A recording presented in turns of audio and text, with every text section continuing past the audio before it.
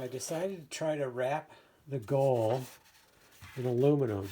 So I went below it, on the back side of it, bent this around, holding this, clamping the board onto here so I could get a straight bend. And then I carefully did a little bit of measuring and tried to cut the right angle, leave enough up here. And then I bent it pretty good before I slipped it all together.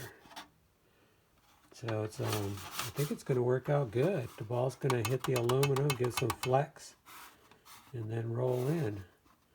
So now I'm going to go on the back side and screw this back in, and this one's done. So then what I need to do is repeat it for this one.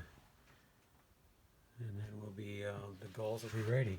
Also put this edge on here. Nice aluminum edge. Sanded it off, steel wooled it. And then screwed it in, same way with this one. And then next I'll go along these edges so it'll be all trimmed in aluminum. Protect that edge too. That's the most important part, to protect this edge here. Okay, I think I'm going to call it quits for now, but we'll be working on it tomorrow hopefully.